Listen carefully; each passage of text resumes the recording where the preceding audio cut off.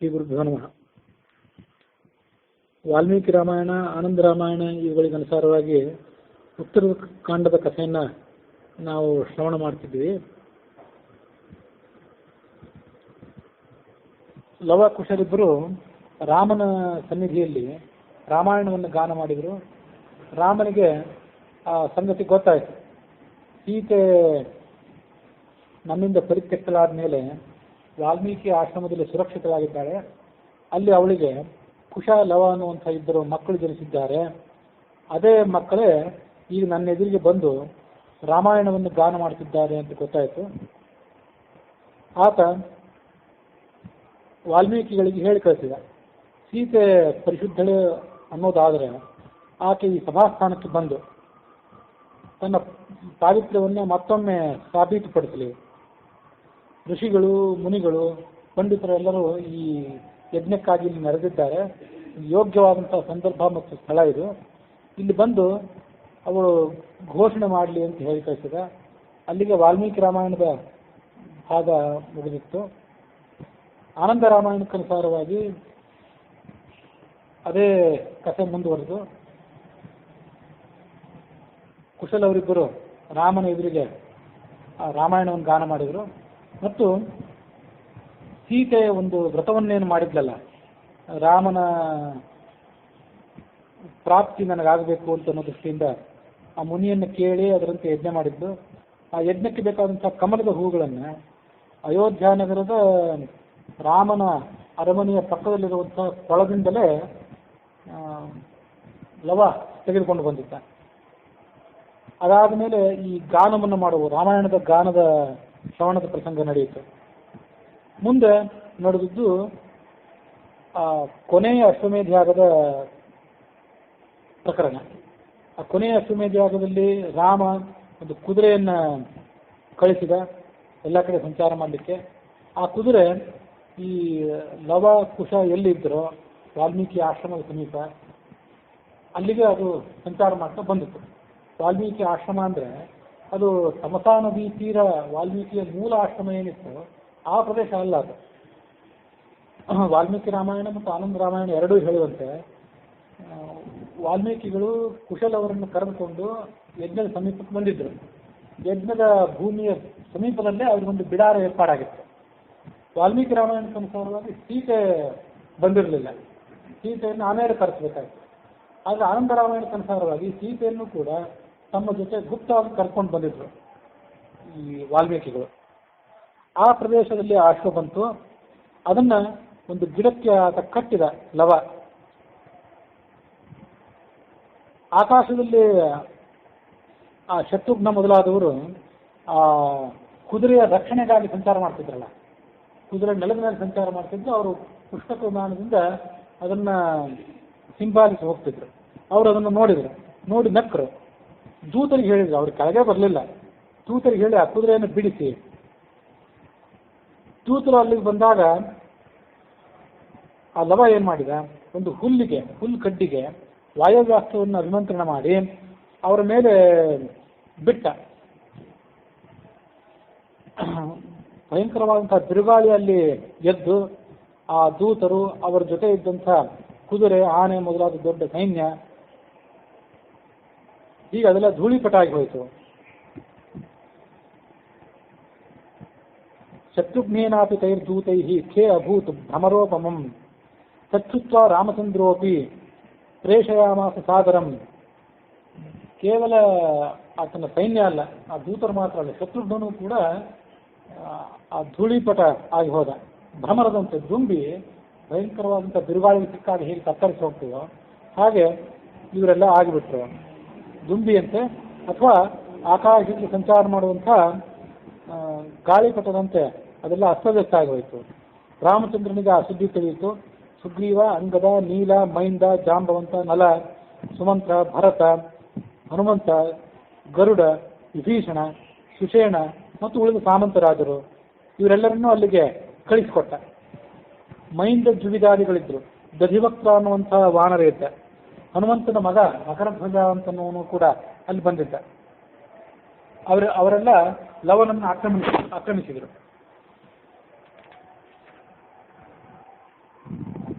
ತಾನಾಗತಾನ್ ಲವೋ ದೃಷ್ಟ ಕಸ್ಯಚಿತ್ ಪತಿತಂ ಭುವಿ ದೂತಸ್ಯಾಸ್ವ ವಿಮೋಚನಾರ್ಥಂ ಆಗತಸ್ಯ ಶರಾಸನಂ ತೂಣೀರಂತು ಸ್ವಯಂ ಧೃತ್ವ ಯಯೌ ಯೋದ್ಧುಂ ತ್ವರಾನ್ವಿತಃ.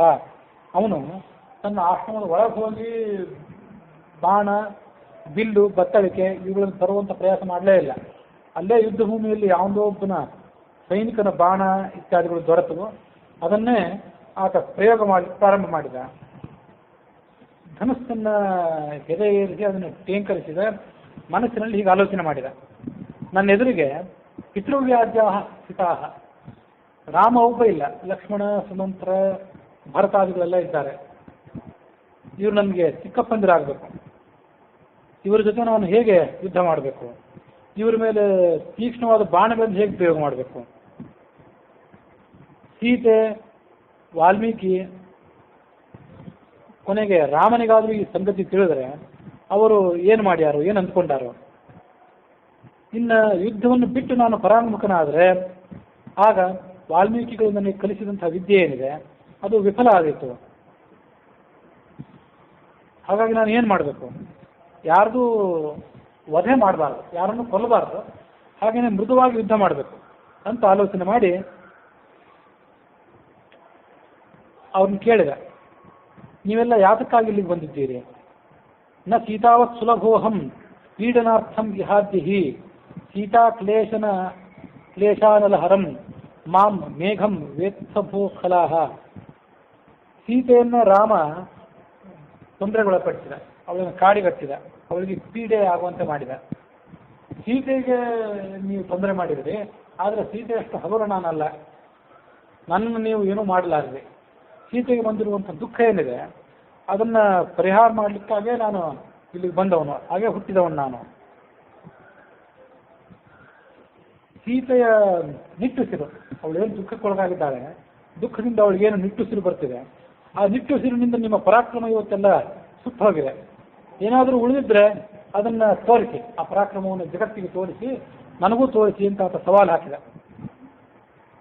ಮೋಹನಾಸ್ತ್ರ ಅಂತ ಒಂದು ಪ್ರಯೋಗ ಮಾಡಿದ. ಆ ಮೋಹನಾಸ್ತ್ರ ಅಂತಂದರೆ ಎಲ್ಲರೂ ಕೂಡ ಮೂರ್ಛೆ ಹೋಗಿ ಬಿದ್ದು ಬಿಡ್ತಾರೆ, ಮೂರ್ಛೆ ಹೋಗ್ತಾರೆ, ಅಥವಾ ಏನೂ ತಿಳಿಯದಂತೆ, ಸುತ್ತಮುತ್ತಲಿನ ವಾತಾವರಣ ತಿಳಿಯದಂತೆ ಅವರು ಸ್ತಬ್ಧರಾಗಿಬಿಡ್ತಾರೆ.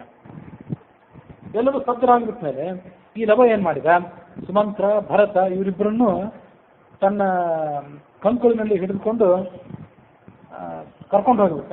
ಸುಮಂತ್ರ ಭರತರನ್ನ ತನ್ನ ಕಂಕುಳಿನಲ್ಲಿ ಕರಾಭ್ಯಾಂ ವಾಯುನಂದನಂ, ಕೈಗಳಿಂದ ಹನುಮಂತನನ್ನ, ಸುಗ್ರೀವನನ್ನ, ಇವರೆಲ್ಲರನ್ನು ಹಿಡಿದುಕೊಂಡು ಸೀತೆಯ ಬಳಿಗೆ ಹೋಗಿ ಅವರಿಗೆ ತೋರಿಸಿದ. ಸೀತೆ ಅದನ್ನು ನೋಡಿ ಅವ್ರನ್ನೆಲ್ಲ ಬಿಡಿಸಿದ್ಲು. ರಾಮನಿಗೆ ಸುದ್ದಿ ತಲುಪಿತು, ನಮ್ಮವರಾದಂತಹ ಮಹಾಪರಾಕ್ರಮಿಗಳೆಲ್ಲ ಅಲ್ಲಿ ಹೋಗಿ ಲವನಿಗೆ ಪರಾಭೂತರಾದರು ಮತ್ತು ಆತನ ಬಂದಿಗಳು ಬೇರೆ ಆಗಿಬಿಟ್ಟಿದ್ದಾರೆ ಎನ್ನುವ ಸಂಗತಿ ರಾಮನಿಗೆ ತಿಳಿಯಿತು. ಆತ ಲಕ್ಷ್ಮಣನಿಗೆ ಹೇಳಿದ, ಮೊದಲೊಂದು ಸ್ವಲ್ಪ ವ್ಯತ್ಯಾಸ ಮಾಡಿದೆ, ಲಕ್ಷ್ಮಣ ಬಂದಿರಲಿಲ್ಲ, ಸುಗ್ರೀವ, ಸುಮಂತ್ರ ಮೊದಲಾದವರಷ್ಟೇ ಬಂದಿದ್ದರು. ಮೊಟ್ಟ ಮೊದಲಿದ್ದವನು ಶತ್ರುಘ್ನ, ಆತ ಸೋತು ಹೋಗಿದ್ದ. ಅದಾದ ಮೇಲೆ ಸುಮಂತ್ರ, ಭರತ, ಹನುಮಂತ ಇತ್ಯಾದಿಗಳು ಬಂದಿದ್ರು. ಈಗ ಲಕ್ಷ್ಮಣನಿಗೆ ರಾಮ ಹೇಳಿದ, ಇಂಥ ಮಹಾಪರಾಕ್ರಮವನ್ನು ರಾವಣನು ಕೂಡ ನಮಗೆ ತೋರಿಸಿದ್ದಿಲ್ಲ. ರಾವಣನನ್ನು ನಾವು ಅನಾಯಾಸವಾಗಿ ಗೆದ್ವಿ, ಆ ಒಬ್ಬ ಬಾಲಕ ಇಷ್ಟೆಲ್ಲ ಪರಾಕ್ರಮ ತೋರಿಸ್ತಿದ್ದಾನೆ ಅಂದರೆ ಅದು ಆಶ್ಚರ್ಯವಾಗಿ ಕಾಣಿಸ್ತದೆ. ಆಗ ಲಕ್ಷ್ಮಣ ಹೇಳಿದ, ಚಿಂತೆ ಮಾಡಬೇಡ, ನಾನು ಹೋಗಿ ಆ ಶಿಶುವನ್ನು ಸೋಲಿಸಿ ಅದನ್ನು ಸೆರೆ ಹಿಡಿದು ನಿನ್ನ ಸನ್ನಿಧಾನಕ್ಕೆ ಕರ್ಕೊಂಡು ಬರ್ತೇನೆ ಅಂತ ಹೇಳಿ ರಥವನ್ನೇರಿ ಆತ ಅಲ್ಲಿಂದ ಹೊರಟ. ಲವ ಆತನನ್ನು ಎದುರಿಸಿದ. ಆ ಮಗುವನ್ನು ನೋಡಿ ಲಕ್ಷ್ಮಣನಿಗೆ ಕರುಣೆ ಹೊಕ್ಕಿತ್ತು. ಅವನು ಹೇಳಿದ, ಇನ್ನೂ ಶಿಶುವಾಗಿದ್ದೆ, ಇಂಥ ಸಾಹಸ ಬೇಡ, ಸಾಹಸವನ್ನೇನಾದರೂ ಮುಂದುವರಿಸಿದ್ದಾದರೆ ನೀನು ಸತ್ತೋಗಿಬಿಡುತ್ತೆ. ಆದರೆ ನಿನ್ನನ್ನು ಸಾಯಿಸೋದು ಕೂಡ ನನಗೆ ಅಪೇಕ್ಷಿತ ಅಲ್ಲ, ನನಗಾಗಲಿ ರಾಮನಿಗಾಗಲಿ. ಯಾಕೆಂದರೆ ಶೇಷಂ ರಾಮಾಯಣಂ ಶ್ರೋತುಂ ತತ್ವೋಹಂ ತ್ವಾಂ ನಿಹನ್ಮಿನ. ರಾಮಾಯಣವನ್ನು ನೀನು ಶ್ರವಣ ಮಾಡಿಸ್ತಾ ಇದ್ದೀನಿ, ನಮಗೆ ಇನ್ನೂ ರಾಮಾಯಣ ಶ್ರವಣ ಮಾಡೋದು ಉಳಿದಿದೆ, ಪೂರ್ಣ ರಾಮಾಯಣ ಶ್ರವಣ ಆಗಿಲ್ಲ. ನಮಗೆಲ್ಲರಿಗೂ ಅಪೇಕ್ಷೆ ಇದೆ, ಅದಕ್ಕಾಗಿ ನಿನ್ನನ್ನು ನಾನು ಬದುಕಿ ಉಳಿಲಿಕ್ಕೆ ಬಿಡ್ತೇನೆ. ನೀನೇನು ಅಪರಾಧ ಮಾಡಿದ್ದೆ, ರಾಮನಿಗೆ ನೀನು ಇದು ಎರಡನೇ ಅಪರಾಧ ಇದು ಮಾಡೋದು. ಒಮ್ಮೆ ಆತನ ಅರಮನೆಗೆ ಬಂದು ಆತನ ಸಮ್ಮತಿ ಇಲ್ಲದೆ ಕಮಲದ ಹೂಗಳನ್ನು ಕಿತ್ಕೊಂಡು ಹೋಗಿದ್ದೆ, ಆತನ ಕುದುರೆಯನ್ನು ಕಟ್ಟಿದ್ದಿ ಈಗ ಇದು ಎರಡನೇ ಬಾರಿ. ಇದೆಲ್ಲವೂ ನಮ್ಗೆ ಗೊತ್ತಿದೆ. ಆದರೂ ನಾನು ನಿನ್ನನ್ನು ಈಗ ಕೊಲ್ತಿಲ್ಲ. ನಮ್ಮ ಕಡೆಯವರಾದಂತಹ ವೀರರನ್ನ ನೀನೇನು ಕರ್ಕೊಂಡು ಹೋಗಿದ್ದಿ ಅವರನ್ನೆಲ್ಲ ಸಮರ್ಪಿಸು, ಆ ಕುದುರೆಯನ್ನು ಸಮರ್ಪಿಸು, ರಾಮನಿಗೆ ಶರಣಾಗು. ಅದನ್ನ ಲಕ್ಷ್ಮಣ ಕೇಳಿದ. ನಿನ್ನ ಮತ್ತು ರಾಮನ ಪರಾಕ್ರಮ ನನಗೆ ಗೊತ್ತಿದೆ. ನಿಮ್ಮ ಪರಾಕ್ರಮ ಸೀತೆಯನ್ನು ಕಾಡಿಗೆ ಬಿಟ್ಟು ಬರೋದಕ್ಕಷ್ಟೇ ಸೀಮಿತ, ಅಲ್ಲೆಲ್ಲ ನಮ್ಗೆ ಗೊತ್ತಾಗಿ ಹೋಗಿದೆ. ಸೀತಾ ದುಃಖಾಪನೋದಾರ್ಥಂ ಮುನಿನಾ ಜನ್ಮಿತಸ್ತ್ವಹಂ. ನಾನು ಯಾಕೆ ಹುಟ್ಟಿದ್ದೇನೆ ಅಂತ ಅನ್ನೋದು ಗೊತ್ತಿಲ್ಲ. ಸೀತೆಯ ದುಃಖ ಪರಿಹಾರ ಆಗ್ಲಿಕ್ಕಾಗಿಯೇ ಹುಟ್ಟಿದವನು ನಾನು. ಈಗ ನಿಮ್ಮಿಬ್ಬರನ್ನು ಸೋಲಿಸವನಿದ್ದೇನೆ. ಸೋಲಿಸಿ ಸೀತೆಯ ದುಃಖವನ್ನ ನಾನು ಪರಿಹಾರ ಮಾಡ್ತೇನೆ. ಮುಧಾ ಯುವಾಭ್ಯಾಂ ಸಾ ಸೀತಾ ಛಲಿತಾಪಿ ಪತಿವ್ರತ. ಮಹಾಪತಿವ್ರತೆಯಾದ ಸೀತೆಗೆ ನೀವಿಬ್ಬರು ಸೇರಿ ಮೋಸ ಮಾಡಿದ್ರಿ. ಅದರ ಪ್ರತೀಕಾರ ನಾನು ಈಗ ಮಾಡಬೇಕಾಗಿದೆ. ಅಥವಾ ನನಗೆ ನೀನು ಸರಿಸಾಟಿ ಅಲ್ಲದೇ ಇದ್ರೆ, ನನ್ನನ್ನು ಎದುರಿಸಿ ನೀನು ಯುದ್ಧ ಮಾಡಲಿಕ್ಕೆ ಸಾಧ್ಯ ಇಲ್ಲದೇ ಇದ್ರೆ ಇಲ್ಲಿಂದ ಹೊರಟು ಹೋಗು. ನಸ್ಥಾತವ್ಯ ಮಮಾಗ್ರೇತ್ರ ಗಚ್ಚಧ್ವಂ ವಿಧವೋಪಮಾಹ. ನೀವೆಲ್ಲ ವಿಧವೆಯರಿಗೆ ಸಮಾನರು, ಅಷ್ಟು ನಿಶಕ್ತರು ನನ್ನ ಎದುರಿಗೆ ಅಂತ ಲವ ಹೇಳಿದ. ಲಕ್ಷ್ಮಣಾದಿಗಳಿಗೆ ಅದರಿಂದ ಬಹಳ ಕೋಪ ಬಂತು. ಲಕ್ಷ್ಮಣ, ಆತನ ಬೆಂಗಾವಲಾಗಿ ದೊಡ್ಡ ಸೈನ್ಯವೇ ಇತ್ತು, ಅವರೆಲ್ಲ ಲವಣ ಮೇಲೆ ಬಾಣ ಪ್ರಯೋಗ ಮಾಡಿದರು. ಆತ ಅವರೆಲ್ಲರನ್ನು, ಆ ರಾಮನ ಮಂತ್ರಿಗಳು ಸೇನಾಪತಿಗಳೆಲ್ಲರನ್ನೂ ಕೆಳಗೆ ಬೀಳಿಸಿದ. ಭಿನ್ನ ದೇಹ ಲೋಹಿತೋಕ್ತಾ. ಅವರು ಶರೀರದಾದ್ಯಂತ ಗಾಯಗೊಂಡಿದ್ರು, ರಕ್ತಸಿಕ್ತರಾಗಿದ್ರು, ಓಡಿ ಹೋದ್ರು. ಅವರೆಲ್ಲ ರಾಮನ ಬಳಿಗೆ ಬಂದರು. ಉಪಾಯಂ ಚಿಂತೆಯಶ್ಚಾದ್ವ ವಧೆ ತಸ್ಯ ಲವಶ್ಚ. ಆ ಲವನ ವಧೆ ಮಾಡಬೇಕಾಗಿದೆ, ಏನಾದರೂ ಮಾಡಿ ಅದಕ್ಕೊಂದು ಉಪಾಯವನ್ನ ಆಲೋಚನೆ ಮಾಡುವ. ಯಾವುದೇ ಶಸ್ತ್ರದಿಂದಾಗಲಿ ಅಸ್ತ್ರದಿಂದಾಗಲಿ ಆ ಲವ ಸೋಲನ್ನು ಅಪ್ಪುವಂಥವನಲ್ಲ. ಸಹಾಯಂ ಕುರು ಸೌಮಿತ್ರೇಹೆ. ಲಕ್ಷ್ಮಣ ಅಲ್ಲಿ ಒಬ್ಬನೇ ಇದ್ದಾನೀಗ, ಅವನಿಗೇನಾದರೂ ಮಾಡಿ ಸಹಾಯ ಮಾಡುವ. ನಾನಿಷ್ಟುತ್ವ ರಾಘವೋಪಿ ತೂಷ್ಣೀಂ ಮಾಹಿ ತದಾ ಕ್ಷಣಂ. ಒಂದು ಕ್ಷಣ ರಾಮ ಸುಮ್ಮನಿರಬೇಕಾಯ್ತು ಈ ಎಲ್ಲ ವರದಿಯನ್ನು ಕೇಳಿ. ಈ ಕಡೆ ಲವ ಆ ಲಕ್ಷ್ಮಣನ ಮೇಲೆ ಬಾಣ ಪ್ರಯೋಗ ಮಾಡಿ 10 ಬಾಣಗಳನ್ನು ಪ್ರಯೋಗ ಮಾಡಿದಂತೆ ಆ ಲಕ್ಷ್ಮಣನನ್ನ ಪೀಡಿಸಿದ. ಲಕ್ಷ್ಮಣ ಆ ಲವನ ಮೇಲೂ ಕೂಡ ನಾನಾ ಥರದ ಬಾಣಗಳನ್ನು ಪ್ರಯೋಗ ಮಾಡಿದ. ಆ ಎಲ್ಲ ಬಾಣಗಳನ್ನು ಲವ ವ್ಯರ್ಥ ಮಾಡಿದ. ತಕ್ಷಣ ಸಂಚಿತ್ಯ ವೈ ಹೃದಯ ಬ್ರಹ್ಮಾಸ್ತ್ರೇಣ ಲವಂ ಬದ್ಧ್ವಾ ಸಾಷ್ಟ್ರಂ ರಾಜ್ಞೇ ನಿವೇದಯತ್. ಬ್ರಹ್ಮಾಸ್ತ್ರಂ ಮಾನಯನ್ ತೂಷ್ಣೀಂ ಯಯೋ ರಾಮಂ ಲವೋಪಿ ಸಹ. ಲಕ್ಷ್ಮಣನಿಗೆ ಬೇರೆ ಮಾರ್ಗ ಸಿಗಲಿಲ್ಲ. ಆತ ಏನ್ ಮಾಡಿದ, ಬ್ರಹ್ಮಾಸ್ತ್ರವನ್ನೇ ಪ್ರಯೋಗ ಮಾಡಿ ಆ ಕುದುರೆ ಆಮೇಲೆ ಲವ ಅವರಿಬ್ಬರನ್ನು ಬಂಧಿಸಿದ. ಬ್ರಹ್ಮಾಸ್ತ್ರಂ ಮಾನಯನ್, ಬ್ರಹ್ಮಾಸ್ತ್ರಕ್ಕೆ ಆತ ಬೆಲೆ ಕೊಟ್ಟ. ಬೆಲೆ ಕೊಟ್ಟು ಆ ಲವ ರಾಮನನ್ನೇ ಸಮೀಪಿಸಿದ. ಆ ಲವ ತನ್ನ ಸಮೀಪಕ್ಕೆ ಬಂದದ್ದನ್ನು ನೋಡಿ ರಾಮ ಲಕ್ಷ್ಮಣನ ಕೇಳಿದ,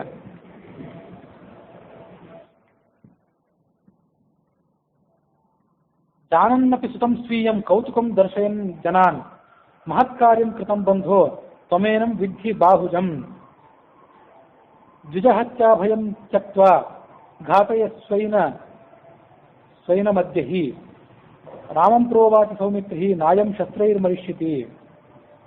ಇವನು ಯಾವುದೇ ಶಸ್ತ್ರಾಸ್ತ್ರಕ್ಕೆ ಮಣಿಯುವಂಥವನಲ್ಲ. ಇವನು ಭರತಾದಿಗಳನ್ನೇ ಸೋಲಿಸಿದಂಥವನು.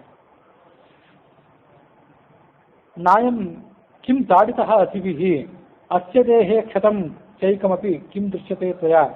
ಯಾವುದಾದ್ರೂ ಒಂದು ಗಾಯ ಆದರೂ ಈ ಲವನ ಮೈ ಮೇಲೆ ನನಗೆ ಕಾಣಿಸ್ತದ ಅಂತ ಕೇಳಿದ ಲಕ್ಷ್ಮಣ ರಾಮನನ್ನ. ಪೃಷ್ಟವ್ಯೋ ಬಾಲಕತ್ವಯ ಕೇನೋಪಾಯೇನ ತೇ ಮೃತ್ಯು ಭವೇದಿತಿ ಮಮಾಗ್ರತಃ. ಆಯ್ತು, ಆ ಬಾಲಕನನ್ನು ಕೇಳು, ಅವನ ಹತ್ಯೆ ಮಾಡೋಣ. ಅವನಿಗೆ ಯಾವ ಉಪಾಯದಿಂದ ಆ ಬಾಲಕನ ಹತ್ಯೆ ಮಾಡಬಹುದು ಅವರನ್ನಾದರೂ ನೀನೇ ಕೇಳು ಅಂತ ರಾಮ ಲಕ್ಷ್ಮಣನಿಗೆ ಹೇಳಿದ. ಶೂರರ ಒಂದು ಸ್ವಭಾವ, ಪರಾಕ್ರಮಿಗಳ ಒಂದು ಸ್ವಭಾವ ಏನಂದ್ರೆ, ಅವರು ತಮ್ಮ ಸಾವಿನ ಗುಟ್ಟನ್ನು ಮುಚ್ಚಿಟ್ಕೊಳ್ಳೋದಿಲ್ಲ. ಸಾವಿನ ಗುಟ್ಟನ್ನು ಮುಚ್ಚಿಟ್ಕೊಂಡು ಯುದ್ಧ ಮಾಡಲಿಕ್ಕೆ ಹೋದರೆ ಅದರಲ್ಲೇನು ಮಹತ್ವ ಇಲ್ಲ. ನನ್ನ ಸಾವಿನ ಗುಟ್ಟು ಇಂಥದ್ದಿದೆ, ನೀನು ನನ್ನನ್ನು ಕೊಲ್ಲಿಕ್ಕೆ ಪ್ರಯತ್ನ ಪಡು, ನಾನು ಅದನ್ನು ಎದುರಿಸಲಿಕ್ಕೆ ಪ್ರಯತ್ನ ಪಡ್ತೇನೆ ಅಂತ ಹೇಳಬೇಕಂತೆ ಸೂರ್ಯರು. ಅದರಲ್ಲೇ ಅವ್ರ ಮಹತ್ವ. ಹೀಗೆ ಇದು ಪರಾಕ್ರಮದ ಲಕ್ಷಣ ಇದೆ. ಹಾಗಾಗಿ ನೀವು ಯಾವುದನ್ನು ಸಾಹಿತಿ ಅಂತ ಯಾರನ್ನಾದ್ರೂ ಕೇಳಿಬಿಟ್ರೆ ನಾನು ಸಾಯೋ ಉಪಾಯ ಇಂಥದ್ದಿದೆ ಅಂತ ಎಲ್ಲರೂ ಹೇಳ್ತಾರೆ. ಅದರಂತೆ ಈ ಹುಡುಗನು ಕೂಡ ಹೇಳಬೇಕು, ಅದನ್ನು ತೋರಿಸಿಕೊಡು, ನೀನೇ ಆತನನ್ನು ಕೇಳು ಅಂತ ರಾಮ ಲಕ್ಷ್ಮಣನಿಗೆ ಹೇಳಿದ.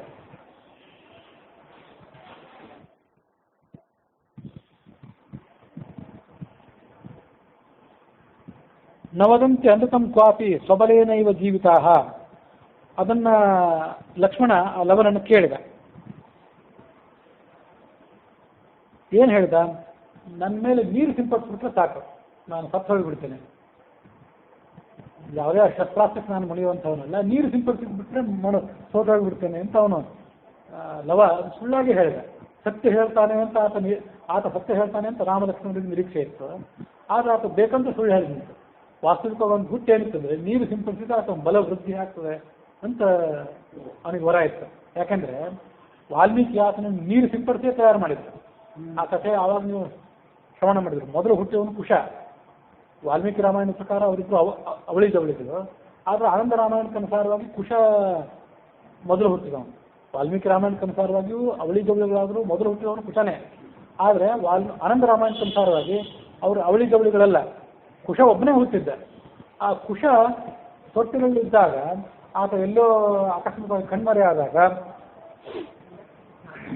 ಅದೇ ಸೀತೆ ಆತನ ಕರ್ಕೊಂಡು ಸ್ನಾನಕ್ಕೆ ಹೋದಾಗ ಸೀತೆ ಮತ್ತು ಮರಳಿ ಬಂದು ಕೇಳಿದ್ರೆ ಏನು ಹೇಳಬೇಕು ಅಂತ ಚಿಂತಿತರಾಗಿ ವಾಲ್ಮೀಕಿಗಳು ದರ್ಭೆಯಿಂದ ಕುಶನ ಸೃಷ್ಟಿ ಮಾಡಿದ್ರು. ಅದರ ಮೇಲೆ ನೀರನ್ನು ಸಿಂಪಡಿಸಿದ್ರು. ಲವದಿಂದ ನೀರನ್ನು ಸಿಂಪಡಿಸಿದ್ರಿಂದ ಅವನಿಗೆ ಲವ ಅಂತ ಹೆಸರು ಬಂದಿತ್ತು. ಹೀಗೆ ನೀರು ಸಿಂಪಡಿಸಿದ್ರಿಂದ ಅವನು ಬಲ ಹೆಚ್ಚಾಗ್ತದೆ ಅಂತಿತ್ತು. ಅವನು ನೀರು ಸಿಂಪಡಿಸಿದ್ರೆ ನಾನು ಸತ್ತೋಗಿ ಬಿಡ್ತೀನಿ ಅಂತ ಸುಳ್ಳೇ ಹೇಳಿದ.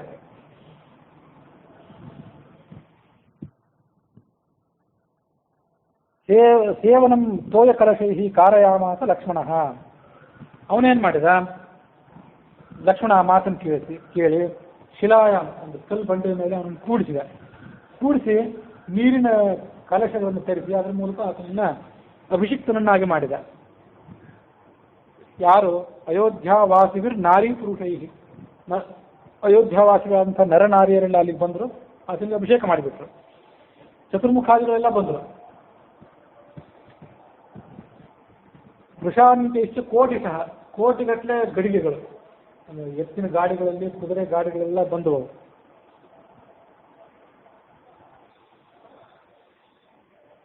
ರಥೋಷ್ಟ್ರ ವಾರಣಾದಿಭಿ, ರಥಗಳಲ್ಲಿ ಒಂಟೆಗಳ ಮೇಲೆ ಆನೆಗಳ ಮೇಲೆಲ್ಲ ನೀರನ್ನು ತರಿಸಿ ಆ ಲವನನ್ನ ಆತ ಸಿಂಪಡಿಸಿದ.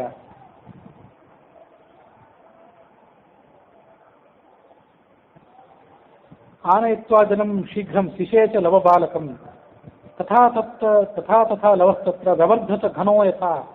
ಮೋಡ ಹೇಗೆ ಬೆಳೀತದಲ್ಲ ಮಳೆಗಾಲದ ಮೋಡ, ಹಾಗೆ ಈ ಲವನು ಕೂಡ ಬೆಳೆದು ಬಿಟ್ಟ. ಸಪ್ತಕಾಲ ಪ್ರಮಾಣೋ ಭೂತ್ ವೃದ್ಧ ಭೀಮ ಪರಾಕ್ರಮ. ಒಂದು ತಾಳೆ ಮರ ಅಲ್ಲ, 7 ತಾಳೆ ಮರದಷ್ಟು ಆತನ ಶರೀರ ವರ್ಜಿಸಿತ್ತು. ಲಕ್ಷ್ಮಣ ಲವನಿಗೆ ಹೇಳಿದ, ನೀನು ಸುಳ್ಳೇ ಹೇಳಿದೆ. ನಾಯಂ ತಮ ವಧೋಪಾಯ, ಇದು ನಿನ್ನ ವಧೋಪಾಯ ಅಲ್ಲ, ಇದು ನಿನ್ನ ಪರಾಕ್ರಮವನ್ನು ಹೆಚ್ಚಿಸಿಕೊಳ್ಳಿಕ್ಕೋಸ್ಕರ ನೀನು ಮಾಡಿದಂಥ ಉಪಾಯ ಇದು. ನೀನು ನಮಗೆ ಸುಳ್ಳು ಹೇಳಿದೆ ಅಂತ ಲಕ್ಷ್ಮಣ ಅದನ್ನು ಆಕ್ಷೇಪಿಸಿದ. ಆಗ ಲಕ್ಷ್ಮಣ ಹೇಳಿದ, ಯಥಾ ತೈಲಕ್ಷತೆ ದೀಪ ವೃದ್ಧಿಮಂತೆ ಪ್ರಗಚ್ಚತಿ ತಥಾಯುಷಃ ಕ್ಷಯೇ ಮೇಪಿ ವೃದ್ಧಿಂ ಪಶ್ಯ ಕ್ಷಣಂ ಸಿಮಾಂ. ಇಲ್ಲ, ನಾನು ಸುಳ್ಳು ಹೇಳಿಲ್ಲ, ನಾನು ಸತ್ಯವನ್ನೇ ಹೇಳಿದ್ದೇನೆ. ಹೇಗೆ ಅಂತಂದರೆ, ಈಗ ನನ್ನ ಶರೀರ ವರ್ಧಿಸಿದೆ ಅಲ್ಲ, ಇದು ನನ್ನ ಅವಸಾನ ಕಾಲದಲ್ಲಿ ಶರೀರ ವರ್ಧಿಸಿದೆ ಅಷ್ಟೇ.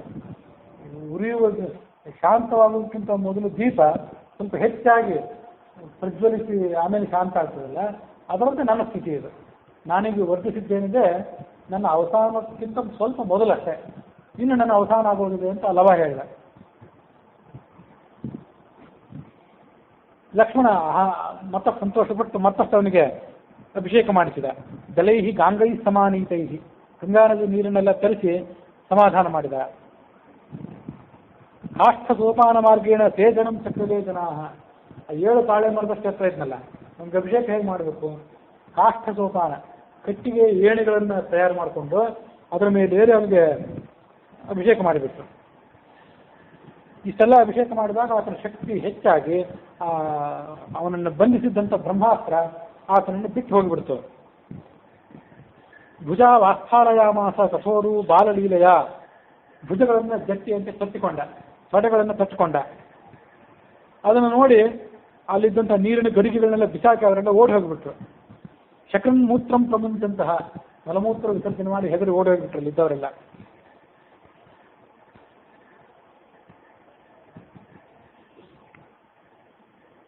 ಏತಸ್ಮಿನ್ನಂತರೇ ಕ್ರೀಡನ್ ಗಂಗಾಯಾಂ ತಾನ್ ಜನಾನ್ ಕುಶಃ ಸಪೃಚ್ಛಾದ್ಯ ಮುಹುರ್ನೀರಂ ಕಿಮರ್ಥಂ ನೀಯತೆ ಜವ.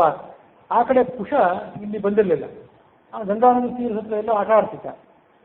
ಆತ ಆಟ ಆಡ್ತಿದ್ದಾಗ ಅಲ್ಲಿ ತನ್ನ ಸುತ್ತಮುತ್ತಲಿದ್ದವ್ರನ್ನ ಕೇಳಿದ, ಇದೇನು ಒಂದೇ ಸಮಯ ಗಂಗಾ ನದಿಯಿಂದ ನೀರಿನಿಂದ ತೊಗೊಂಡು ಹೋಗ್ತಾನೆ ಇದ್ದಾರಲ್ಲ ಆನೆಗಳ ಮೇಲೆ ಕುದುರೆಗಳ ಮೇಲೆ, ಇದೆಲ್ಲ ಏನು ವಿಶೇಷ, ನನಗೆ ಇದು ತಿಳಿಯಲಿಲ್ಲ, ಯಾಕೆ ಹೀಗಾಯಿತು ಅಂತ ಅಲ್ಲಿದ್ದವ್ರು ಯಾರ್ಯಾರನ್ನು ಕೇಳಿದ. ಆ ಜನ ಎಲ್ಲ ಹೇಳಿದ್ರು, ಲವನನ್ನು ಕೊಲ್ಲಬೇಕಾಗಿದೆ, ಅದಕ್ಕೋಸ್ಕರ ಅವನ ಉಪಾಯ ಅಂದರೆ ಅವನನ್ನು ನೀರಿನಿಂದ ಸಿಂಪಡಿಸೋದೇ ಆಗಿದೆ. ಆ ನೀರಿನಿಂದ ಸಿಂಪಡಿಸೋದಕ್ಕಾಗಿ ಇಷ್ಟೆಲ್ಲ ಉಪಾಯಗಳನ್ನು ನಾವು ಮಾಡ್ತಿದ್ದೇವೆ.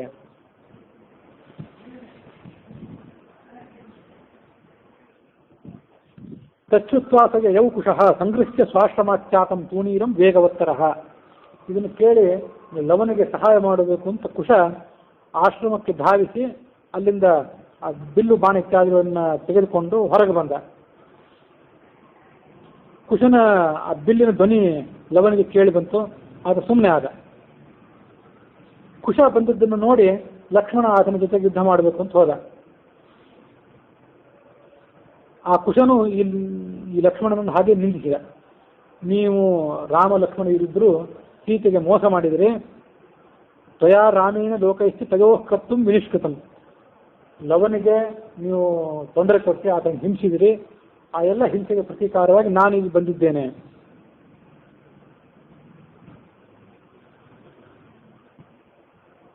ವಾಲ್ಮೀಕಿ ಶಿಕ್ಷಿತಾಂ ವಿದ್ಯಾಂ ರಾಮಂ ತ್ವಾಂ ಅದ್ಯ ದರ್ಶಯೇ. ನಿನಗೆ ಮತ್ತು ರಾಮನಿಗೆ ವಾಲ್ಮೀಕಿಯಿಂದ ನಾನೇನು ವಿದ್ಯೆಯನ್ನು ಕಲಿತಿದ್ದೇನೆ ಅನ್ನೋದನ್ನು ತೋರಿಸ್ತೀನಿ ಅಂದ ಅವನು ಕುಶ. ತನ್ನ ಚಿಕ್ಕಪ್ಪನ ಜೊತೆಗೆ ಭಯಂಕರವಾದಂಥ ಯುದ್ಧ ಮಾಡಿದ. ರಾಮಾಯಣ ಕುಶೋ ಜ್ಞಾತ್ವ ಶೇಷ ಏವಾತ್ರ ಲಕ್ಷ್ಮಣ. ಅವರಿಬ್ಬರ ನಡುವೆ ಪ್ರಚಂಡವಾದಂಥ ಯುದ್ಧ ನಡೆಯಿತು. ಆಸನ್ ವೃಥಾ ಜಾನಕೀಯೇ ಲಕ್ಷ್ಮಣೋತ್ಸೃಷ್ಟ ಮಾರ್ಗಣಾ. ಶೇಷನೇ ಇವನು ಅಂತ ಗೊತ್ತಾಯ್ತು ಅವನಿಗೆ, ಈ ಕುಶನಿಗೆ. ಅದು ರಾಮಾಯಣದಲ್ಲಿ ಆ ವರ್ಣನೆ ಬಂದಿತ್ತು, ಅದು ರಾಮಾಯಣದಲ್ಲಿ ಆತ ಪಾರಂಗತನೇ ಆಗಿತ್ತ. ಜಾತೋಸ್ತೀತಿ ವಧೇ ತಸ್ಯ ಗಾರುಡಾಸ್ತ್ರಂ ಮುಮೋಚಿತ. ಈ ಶೇಷನಿಗೆ ಪರಿಹಾರ ಅಂತ ಗರುಡವೇ ಪರಿಹಾರ ಅಂತ ಆಲೋಚನೆ ಮಾಡಿ ಆ ಲಕ್ಷ್ಮಣನನ್ನು ಸೋಲಿಸಲಿಕ್ಕಾಗಿ ಗರುಡಾಸ್ತ್ರವನ್ನು ಪ್ರಯೋಗ ಮಾಡಿಬಿಟ್ಟ.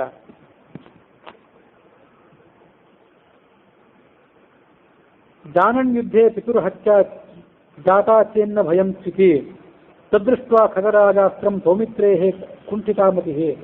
ಎದುರಿಗೆ ಗಾರುಡಾಸ್ತ್ರ ಬರೋದನ್ನು ನೋಡಿ ಲಕ್ಷ್ಮಣನ ಬುದ್ಧಿಯೇ ಕುಂಠಿತ ಆಗಿಬಿಡ್ತು. ಮುಂದೆ ಏನು ಮಾಡಬೇಕು ಅಂತ ಆತನಿಗೆ ತಿಳಿಯದಂತಾಯಿತು. ಭಯಭೀತ ಪೃಥಿವ್ಯಾಂ ಹಿ ಪಪಾತ ಲಕ್ಷ್ಮಣೋ ರಥ. ಹೆದರಿ ಆತ ತನ್ನ ರಥದಿಂದ ಕುಸಿದು ಕೆಳಗೆ ಬಿದ್ದು ಬಿಟ್ಟ.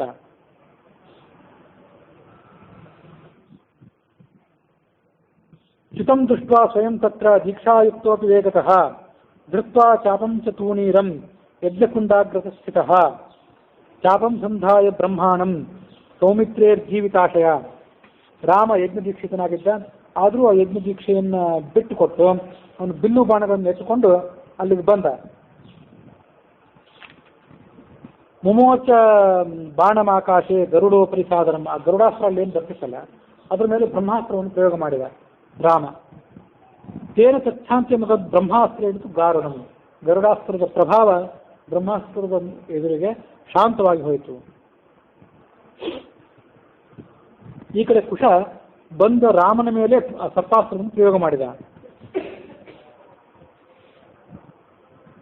ವಾಲ್ಮೀಕಿ ಶಿಕ್ಷಿತಾಂ ವಿದ್ಯಾ ಮಮಾದ್ಯತ್ವಂ ವಿಲೋಕಯ. ವಾಲ್ಮೀಕಿ ನನಗೇನು ಕಲಿಸಿದ್ದಾನೆ ನೋಡುವಂತ ರಾಮನ ಎದುರಿಗೂ ಆ ಕುಶ ಹೇಳಿದ.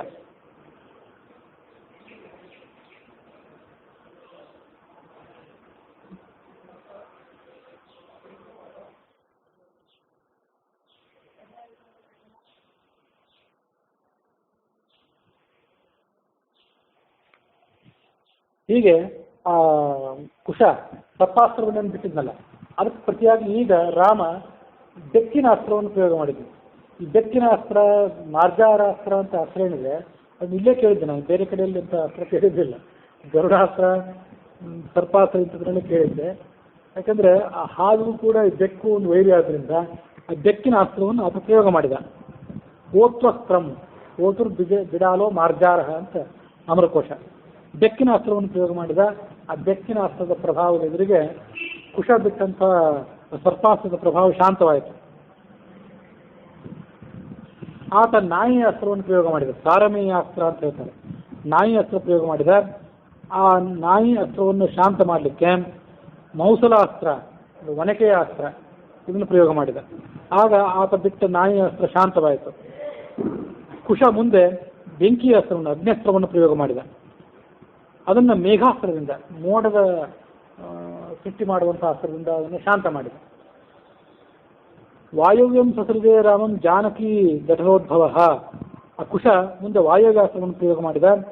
ಅದರಿಂದ ಆ ವಾಯವ್ಯಾಸ್ತ್ರವನ್ನು ತಡೆ ಹಿಡಿಯಲಿಕ್ಕೆ ಪರ್ವತಾಸ್ತ್ರವನ್ನು ಪ್ರಯೋಗ ಮಾಡಿದ. ವಾಯುವಿನ ಬೀಸುವಿಕೆಗೆ ದೊಡ್ಡ ದೊಡ್ಡ ಪರ್ವತಗಳಿದ್ರೆ ಅವು ಅಡ್ಡಿ ಮಾಡ್ತವೆ. ಹಾಗೆ ಆತ ವಾಯವ್ಯಾಸ್ತ್ರವನ್ನು ಪ್ರಯೋಗ ಮಾಡಿ ಅದರ ಮೂಲಕ ಪ್ರಬಲವಾದ ಗಾಳಿಯನ್ನು ಸೃಷ್ಟಿ ಮಾಡಿದಾಗ ಆ ಗಾಳಿಗೆ ತಡೆ ಮಾಡಲಿಕ್ಕಾಗಿ ದೊಡ್ಡ ದೊಡ್ಡ ಪರ್ವತಗಳ ಮೂಲಕ, ಪರ್ವತಾಸ್ತ್ರದ ಮೂಲಕ ರಾಮ ಸೃಷ್ಟಿ ಮಾಡಿದ. ವಜ್ರಾಸ್ತ್ರಂ ಸಸೃಜ ರಾಮ. ಮುಂದೆ ಆ ಕುಶ ವಜ್ರಾಸ್ತ್ರವನ್ನು ಪ್ರಯೋಗ ಮಾಡಿದ. ಅದನ್ನ ಯಾಮ್ಯಾಸ್ತ್ರದಿಂದ, ಯಮನ ಅಸ್ತ್ರ ಅದು, ಅದರ ಮೂಲಕ ರಾಮ ಶಾಂತ ಮಾಡಿದ. ಮುಂದೆ ಆತ ಬ್ರಹ್ಮಾಸ್ತ್ರವನ್ನು ಪ್ರಯೋಗ ಮಾಡಿದ. ಅದು ಕೊನೆಯ ಅಸ್ತ್ರ. ಬ್ರಹ್ಮಾಸ್ತ್ರಂ ಸಸೃಜೇ ರಾಮಂ ಸೀತೆಯ ಪರಮಾದರ. ಈ ಬ್ರಹ್ಮಾಸ್ತ್ರಕ್ಕೂ ಕೂಡ ಗಾಯತ್ರಿ ಮಂತ್ರವೇ ಅಭಿಮಂತ್ರಣ ಮಾಡುವಂಥ ಮಂತ್ರ. ಹಾಹಾಕಾರ ಸದಾಚಾಸಿ ದ್ರಾಘವಶ್ಚಾಧ್ವನಾಂಗಣೆ. ಬ್ರಹ್ಮಾಸ್ತ್ರವನ್ನು ಪ್ರಯೋಗ ಮಾಡಿದ ಮೇಲೆ ಎಲ್ಲ ಕಡೆ ಹಾಹಾಕಾರ ಕೇಳಿ ಬಂತು, ಇನ್ನು ಮುಂದೆ ಏನಾಗ್ತದೋ ಅಂತ. ಅದಕ್ಕೆ ಪ್ರತಿಯಾಗಿ ವೈಷ್ಣವಾಸ್ತ್ರವನ್ನು ಪ್ರಯೋಗ ಮಾಡಿದ ರಾಮ. ಹಾಗೆ ನೋಡಿದ್ರೆ ಇಲ್ಲೇನು ಬ್ರಹ್ಮಾಸ್ತ್ರ ಅಂತಿದೆಯಲ್ಲ, ಅದು ಚತುರ್ಮುಖ ಬ್ರಹ್ಮನ ಅಸ್ತ್ರ ಅಥವಾ ವೈಷ್ಣವಾಸ್ತ್ರ ಅಂದರೆ ವಿಷ್ಣುವಿನ ಅಸ್ತ್ರ ಅಂತ ಹೀಗೇನು ಅರ್ಥ ಅಲ್ಲ. ಬ್ರಹ್ಮಾಸ್ತ್ರ ಅಂದರೆ ವಾಸ್ತವಿಕವಾಗಿ ಪರಬ್ರಹ್ಮನ ಅರ್ಥವೇ ಅದು.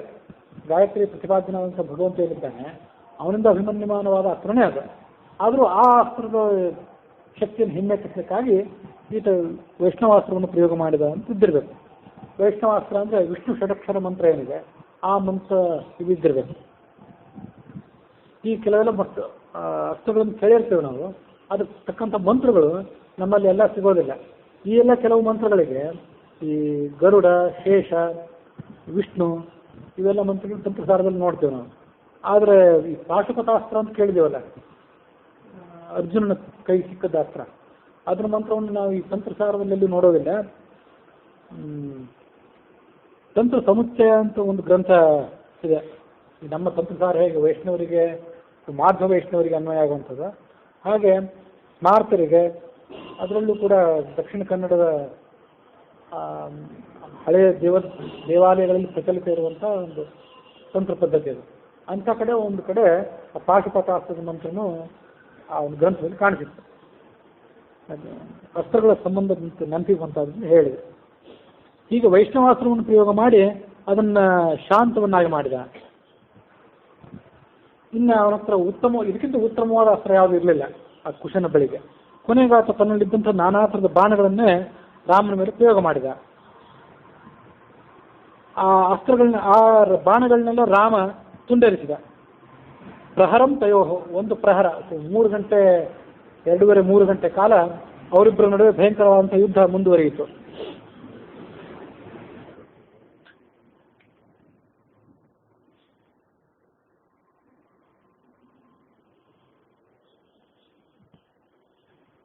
ಅಲ್ಲಿ ಆ ಯುದ್ಧವನ್ನು ನೋಡುವವರಿಗೆ ಒಂದು ಕೌತುಕ ಕಾಣಿಸ್ತು. ಅದೇನೆಂದ್ರೆ, ರಾಮ ಪ್ರಯೋಗ ಮಾಡಿದಂಥ ಎಲ್ಲ ಬಾಣಗಳು ಆ ಕುಶನಿಗೆ ಹಾನಿಯನ್ನು ಮಾಡಲಿಲ್ಲ. ಕುಶನ ತಲೆಯ ಮೇಲೆ ಹೋಗಿ ಬಿದ್ದು ಬಿಡ್ತಿದ್ವು ಅಷ್ಟೇ. ಕುಶಸ್ಯ ಉತ್ತಮಾಂಗೋಪರಿಷ್ಠಾತ್ ಧರಣಿ ತಲೆ, ಕುಶನ ತಲೆಯನ್ನು ಸ್ಪರ್ಶಿಸಿ ಕೆಳಗೆ ಬೀಳ್ತಿತ್ತು, ಅವನು ಹಾನಿಯನ್ನೇನು ಮಾಡಲಿಲ್ಲ. ಹಾಗೆ ಆ ಕುಶ ಪ್ರಯೋಗ ಮಾಡಿದ ಬಾಣಗಳೆಲ್ಲ ರಾಮನ ಪಾದ ಸಮೀಪಕ್ಕೆ ಬಂದು ಆತನಿಗೆ ನಮಸ್ಕಾರ ಮಾಡ್ತೀವಿ ಅನ್ನುವಂತೆ ಶಾಂತ ಆಗ್ತಿದ್ದು. ಇದೊಂದು ಆಶ್ಚರ್ಯ ಕಂಡಿತು ಸುತ್ತಮುತ್ತಲು ನೋಡೋರಿಗೆ.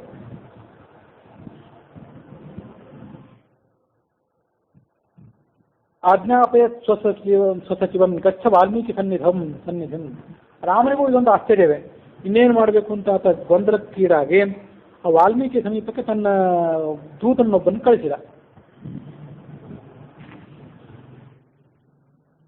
ಆಗ ಆ ದೂತ ವಾಲ್ಮೀಕಿ ಸಮೀಪಕ್ಕೆ ಬಂದು, ಕೌತೆ ಶಿಷ್ಯ ವಿಮೌ ಬಲಿ, ಈ ಬಲಿಷ್ಠರಾದಂಥ ಶಿಷ್ಯರಿಬ್ಬರಿದ್ದಾರಲ್ಲ ಇವರಿಬ್ಬರು ಯಾರು? ಆ ದೂತ ಹೋಗಿ, ಆ ಮಂತ್ರಿ ಹೋಗಿ ಆ ವಾಲ್ಮೀಕಿಯನ್ನು ಕೇಳಿದ. ತಥೋಜ್ಞಾತ್ವ ಅನಯೋ ಘೋರೆ ಘಾಂತೆ ಕರಿಷ್ಯಾಮಿ ಮತಿಂ ಕ್ಷಣಾತ್ ತಥೇತಿ ರಾಮವಚನಾತ್ ಸಮಂತ್ರಿ ರಥಮಾಸ್ಥಿತಃ ಕ್ರೋಧದ್ವಯಾಂತರೇಣ ಇವ ಸವ್ಯಂ ಕೃತ್ವಾ ಕುಶಂ ಲವಂ ದೃಷ್ಟ್ವಾ ರಥಾತ ವಾಲ್ಮೀಕಿಂ ರಾಮವಾಕ್ಯಂ ನವೇದಯತ್. ಮುನಿಃಪ್ರಾಹ ಮಂತ್ರಿಣಂ ತ್ವಂ ವದ ರಾಮಾಯಮೇ ವಚಃ. ಮುನಿ ಹೇಳಿದರು, ನನ್ನ ಒಂದು ಮಾತನ್ನು ರಾಮನಿಗೆ ಮುಟ್ಟಿಸು. ನಾಳೆ ಆ ಸಭಾ ನಡೆದಾಗ ಮತ್ತೊಮ್ಮೆ ರಾಮಾಯಣದ ಶ್ರವಣ ಆಗಲಿಕ್ಕಿದೆಯಲ್ಲ, ಆ ಶ್ರವಣ ಆಗುವ ಸಂದರ್ಭದಲ್ಲಿ ಅಲ್ಲಿ ನಾನು ಬರ್ತೇನೆ. ಅದು ಈ ಸಂಗತಿ ನಿಮಗೆ ನಾಳೆ ಅಲ್ಲೇ ತಿಳಿಯುತ್ತದೆ. ಈ ಇಬ್ಬರು ಬಾಲಕರು ಯಾರು ಅನ್ನುವಂಥ ಸಂಗತಿ ಅದು ಅಲ್ಲೇ ತಿಳಿಯುತ್ತದೆ. ಈ ಕಥೆ ಹೇಳ್ತಾ ಹೇಳ್ತಾ ಹೋದಂತೆ ಕೆಲವು ಸರಿ ನನಗೂ ಗೊಂದಲ ಆಗ್ತದೆ. ವಾಲ್ಮೀಕಿ ರಾಮಾಯಣಕ್ಕನುಸಾರವಾಗಿ ಆ ಬಂದಂಥ ಇಬ್ಬರು ಬಾಲಕರು ಕುಶಲವರು, ಅವರಿಬ್ಬರು ತನ್ನ ಮಕ್ಕಳೇ ಅನ್ನುವ ಸಂಗತಿ ರಾಮನಿಗೆ ಗೊತ್ತಾಗಿತ್ತು. ಆನಂದ ರಾಮಾಯಣಕ್ಕನುಸಾರವಾಗಿ ಆ ಸಂಗತಿ ಅವನಿಗೆ ಇನ್ನೂ ಗೊತ್ತಾಗಿರಲಿಲ್ಲ. ಈ ಹಿಂದೆ ಹೇಳುವಾಗ ಆನಂದ ರಾಮಾಯಣಕ್ಕನುಸಾರವಾಗಿ ಕೂಡ ರಾಮನಿಗೆ ಇದು ಗೊತ್ತಾಗಿತ್ತು ಅಂತ ನಾನು ಹೇಳಿದ್ನೋ ಏನೋ. ಕಥೆ ಮುಂದುವರಿಸ್ಕೊಂಡು ಹೇಳುವಾಗ ಯಾವ ರಾಮಾಯಣ ಹೇಳ್ತಿರ್ತೀನಿ, ಯಾವ ವಾಕ್ಯ ಅಂತ ಕೆಲವು ಸರಿ ನನಗೂ ಗೊಂದಲ ಆಗೋದ್ರಿಂದ ಹಾಗಾಗ್ಬೋದು. ಆದರೆ ಈ ವಾಕ್ಯ ನೋಡಿದರೆ ಇನ್ನೂ ಅವರಿಬ್ಬರು ಬಾಲಕರು ಯಾರು ಅಂತ ಗೊತ್ತಾಗಿರಲಿಲ್ಲ ರಾಮನಿಗೆ. ಯಾರು ಇವರು ಅಂತ ಕೇಳ್ಕೊಂಡು ಬಂತು ಮಂತ್ರಿಯನ್ನು ಕಳಿಸಿದ್ದ.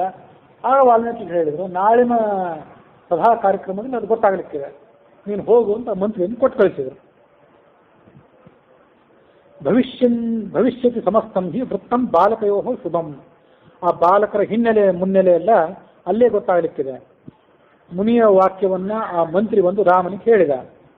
ಕುಶಂ ಲವಂ ಸಮಾಹೂಯ ವಾಲ್ಮೀಕಿರಪಿ ತೌ ಮುದ ಸಮಾಲಿಂಗ್ಯ ಕಥಾಭಿಸ್ತಾಹ ನಿನಾಯ ರಜನೀಂ ಸಖಾಂ.